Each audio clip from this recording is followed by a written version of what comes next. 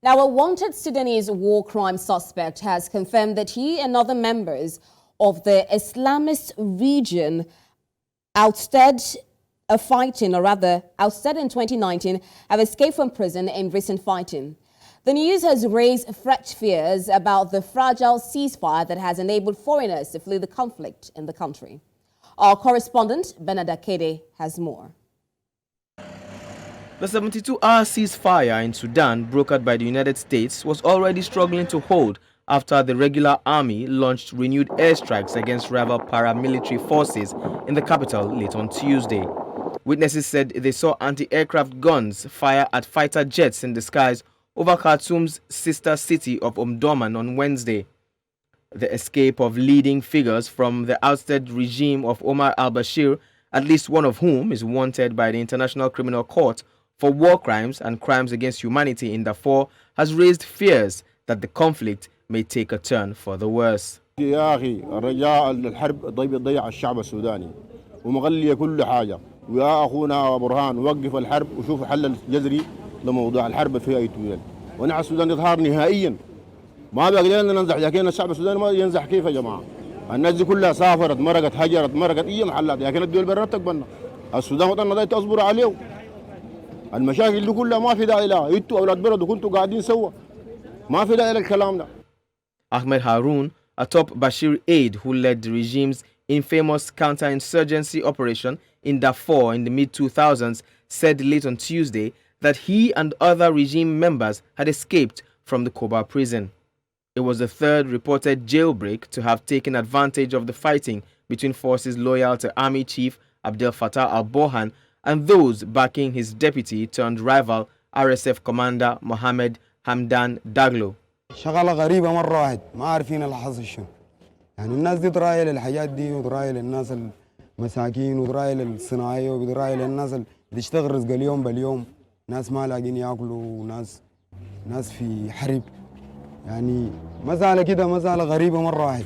Security fears had already been raised on Tuesday when the World Health Organization warned of a huge biological risk after combatants occupied a Khartoum laboratory holding samples of cholera, measles, polio, and other infectious diseases.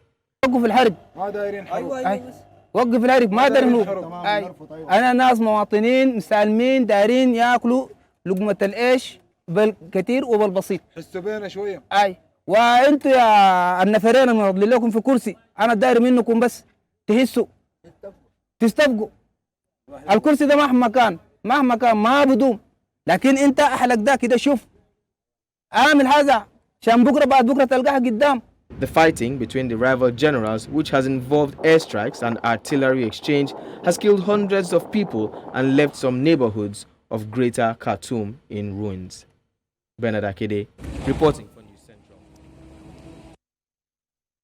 Now, joining me on the news to discuss latest developments in Sudan is an expert on matters concerning Sudan, Elbashir Idris. Thank you so much for joining me on NC Continental Prime. So looking at situations on ground, I mean, many countries are said to be evacuating their citizens as battle intensifies in the country despite the ceasefire.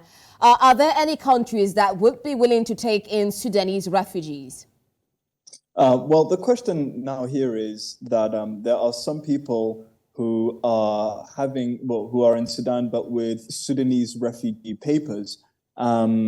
So the question now is, we have Sudanese civilians and Sudanese people who came from Sudan, from outside of Sudan, but have refugee papers. The first group, the Sudanese civilians, in terms of whether they're able to be taken by neighboring countries, well, Ethiopia, since the start of the conflict, have clamped up and raised up their visa restrictions on the border a bit more. Whereas the Egyptians have made a few waivers, such as elderly, or rather those over 50 are allowed, visa entry into the country. However, and those under 18. However, those in between 18 to 50 to the elderly range, they still have to go through that normal process. Regarding Chad, if I've seen in the last reports, we're talking about almost 10 to 20,000 people have managed to cross over the border from Darfur into Chad with the ongoing conflict, not only in Khartoum, but also in Darfur as well. Okay, now Elbashir, still looking at situations. I mean, we've known that there's been a 72-hour ceasefire.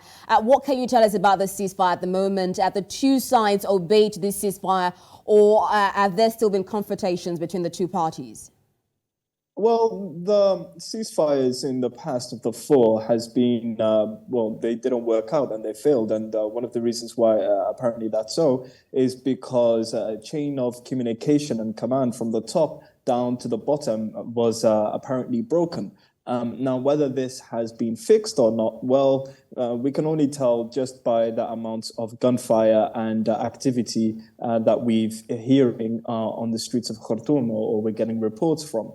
Though it has lessened down considerably these past few days with the ceasefire, there still has been reports that of shellings, of gunfire, of kidnappings, of unwanted behavior that is not of a professional army, nor is it of good conduct.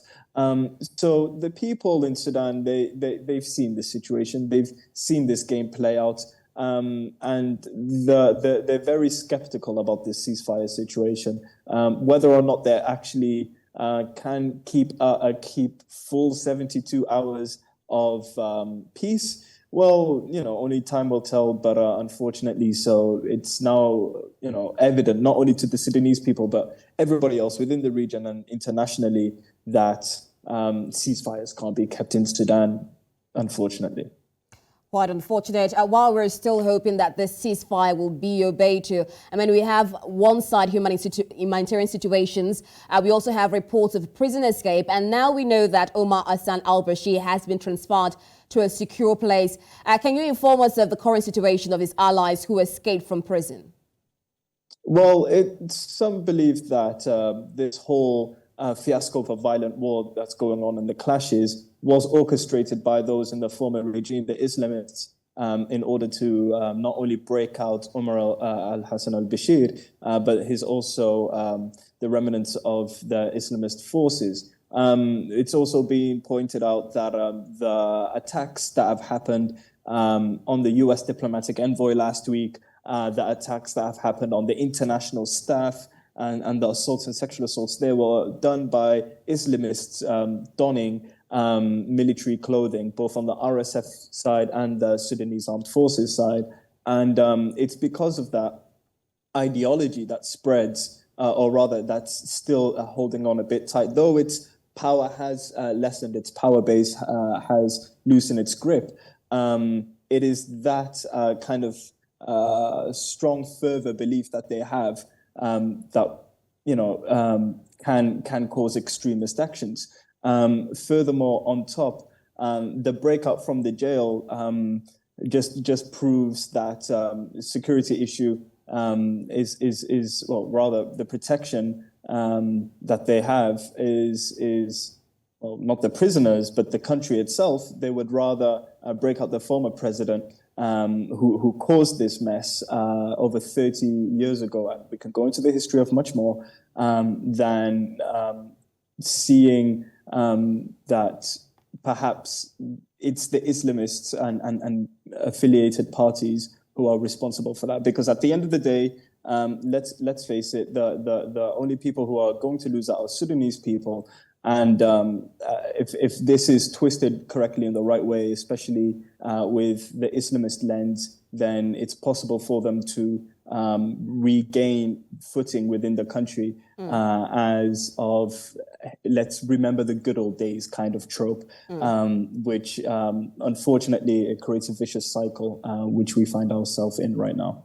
Quite an unfortunate vicious cycle. We'll keep our fingers crossed and keep looking at the updates in Sudan. Thank you so much for sharing so much insight on this Sudan crisis going on. Thank you. Thank you very much for having me.